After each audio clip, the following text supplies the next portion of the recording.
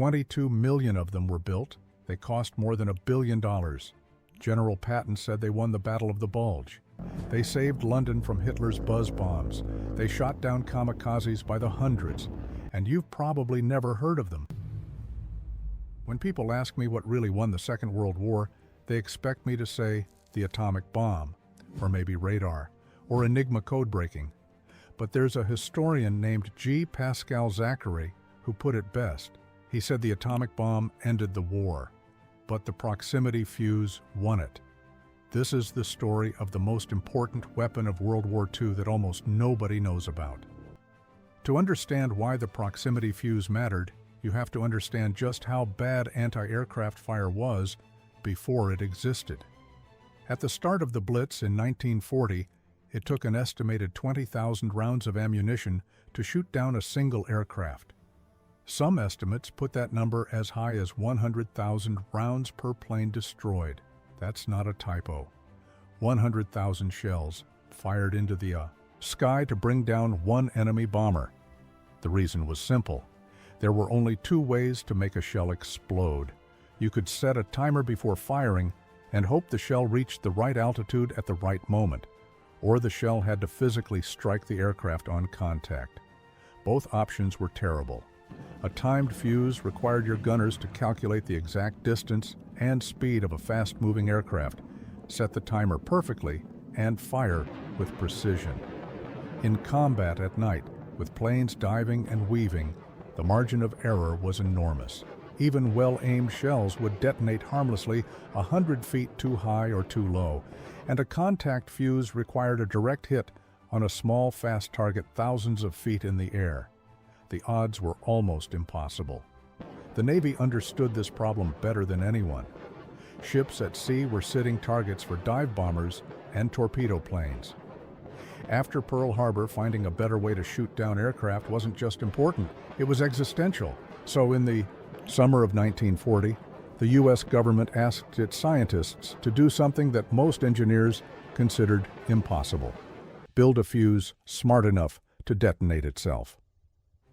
The project was assigned to a group called Section T, led by a physicist named Merle Tuve at the Carnegie Institution of Washington.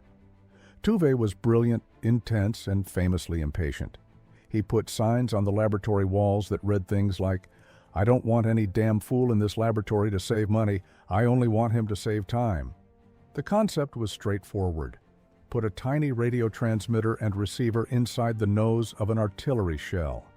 The shell would emit a continuous radio wave as it flew. When the signal bounced back from a nearby target strongly enough, the shell would detonate automatically. No timer needed, no direct hit required, just fly close enough, and the shell becomes its own radar set. But actually building it, that was the impossible part.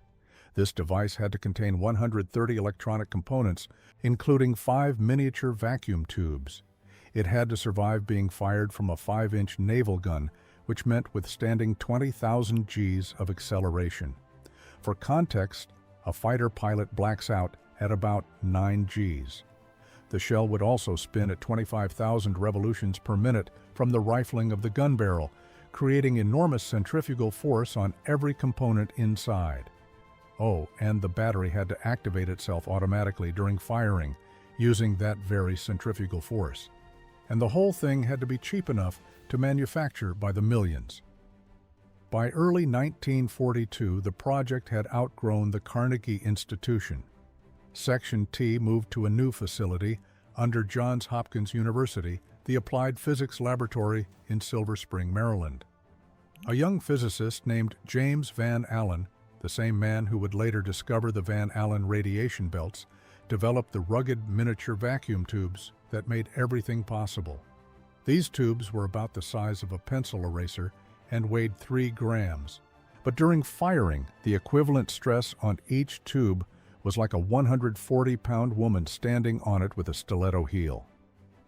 Then came the day that changed everything. On August 12, 1942, the USS Cleveland sailed into the Chesapeake Bay for a live fire test against radio-controlled target drones. The Navy expected weeks of testing and gradual refinement. Instead, The proximity-fused shells destroyed 3 drones on the first day with just 4 bursts of fire. The Navy canceled the second day of testing and immediately ordered mass production. 5 months later, on January 5, 1943, the light cruiser USS Helena was operating off Guadalcanal when 4 Japanese dive bombers attacked the task force. As the bombers broke off their attack, Helena's anti-aircraft gunners fired 2 salvos of 5-inch shells fitted with the new fuses. One of those salvos brought down a Japanese Valdive bomber without directly hitting it. The shell had passed close enough for the radio signal to trigger detonation, and the blast of shrapnel tore the aircraft apart. That was the first aircraft in history deliberately destroyed by a near miss. And the statistics from the Pacific Campaign tell the whole story. In 1943, proximity-fused rounds made up only 25% of naval anti-aircraft ammunition fired, but they accounted for 51% of all kills. They were twice as effective as everything else combined, but where the fuse truly proved itself was against the kamikazes. Starting in October 1944, Japanese suicide pilots began diving directly into American warships. Against kamikazes, conventional timed fuses required between 1,000 and 1,162 rounds to destroy a single plane. Proximity fuses brought that number down to 200 to 310 rounds. Night kill ratios increased by 370%. Between October 1944 and August 1945, proximity fused shells shot down 278 aircraft. Without those fuses, using conventional ammunition, only 46 of those planes would have been destroyed. That's a ratio approaching 6 to 1. Secretary of the Navy, James Forrestal, summed it up. He said that without the protection this device gave the surface ships of the fleet, the westward push across the Pacific could not have been so swift, and the cost in men and ships would have been immeasurably greater. But the proximity fuse wasn't done. Its greatest moments were still ahead, back in Europe. In June 1944, 1 week after D-Day, Hitler unleashed his V-1 flying bombs against London. These were essentially unmanned jet-powered missiles carrying 1,800 pounds of explosives, launched from sites across the English Channel at a rate of over 100 per day. They flew at 350 miles per hour, low and fast, and when the engine cut out, the bomb dove into whatever was below it. Over 6,000 people were killed by V-1 attacks. The terror was constant. Londoners learned to listen for that distinctive buzzing sound and to fear the silence when the engine stopped. Section T modified the proximity fuses for British 3.7-inch and American 90mm anti-aircraft shells, and in mid-July, roughly 500 guns fitted with the new ammunition were rushed to the English Channel coast. The results were staggering. In the first week, anti-aircraft batteries using proximity fuses destroyed 24% of all V-1s they engaged. By the second week, that jumped to 46%. Third week, 67%. By the fourth week, they were shooting down 79% of every buzz bomb that came within range. One single day hit 82%. During the last major V-1 attack on London, early warning radar detected 104 incoming buzz bombs. Proximity-fused shells destroyed 68 of them. Only 4 reached the city. Winston Churchill himself acknowledged it. He said these proximity fuses, made in the United States, proved potent against the small unmanned aircraft with which Britain was assailed in 1944. The fuse also defended Antwerp, the critical Allied supply port in Belgium. A single anti-aircraft battalion equipped with VT-fused shells destroyed 48 of the first 75 V-1s it encountered, keeping the port operational and Allied supply lines intact. But the most dramatic chapter of the proximity fuse story was about to be written in the frozen forests of Belgium. On December 16, 1944, Germany launched its last major offensive on the Western Front. 250,000 German troops smashed through Allied lines in the Ardennes forest. The Battle of the Bulge had begun, and for the first terrible weeks, the Allied situation looked desperate.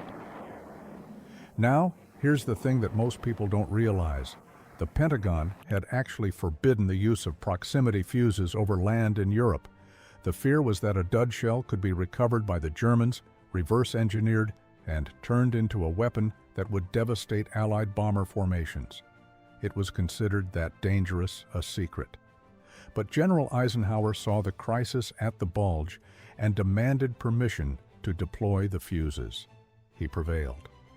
Within 2 days of the initial German attack, the embargo was lifted, and 200,000 proximity-fused artillery shells, codenamed Posit, were rushed to the front.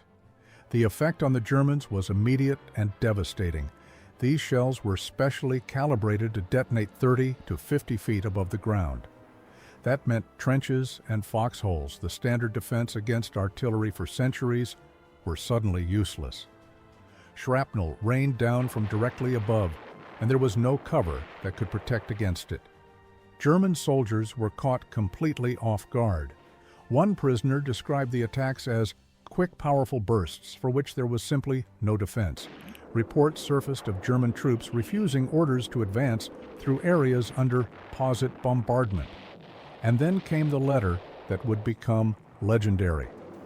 General George Patton wrote to the War Department describing what his Third Army had witnessed. He said, and I want to read this exactly as he wrote it, 702 men from a single barrage. Patton later said flatly that the funny fuse won the Battle of the Bulge. From the Bulge until the Allies crossed the Rhine into Germany, proximity-fused anti-aircraft fire brought down more than 1,000 additional enemy aircraft. So, if the proximity fuse was this important, why has almost nobody heard of it? The fuse was classified at the same level as the Manhattan Project throughout the war. When it was finally declassified in September 1945, it enjoyed a brief spotlight. Newsreels from Patton, Universal, and Paramount all covered the story. But then the atomic bomb dominated every conversation about the war's technology, and the proximity fuse faded into the background. It stayed classified in various forms until 1976. And when those restrictions were finally lifted, the timing was terrible. Just 2 years earlier, in 1974, the Enigma code-breaking story had exploded into public awareness. Suddenly, everyone was talking about Bletchley Park and Alan Turing and ultra-intelligence.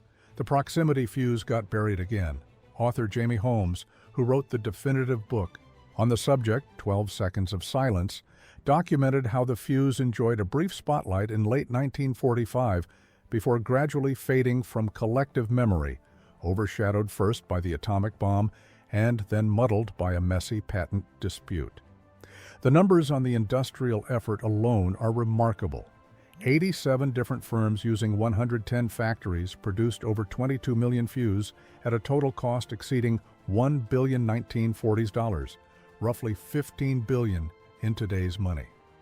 And yet, there is no major documentary film about it.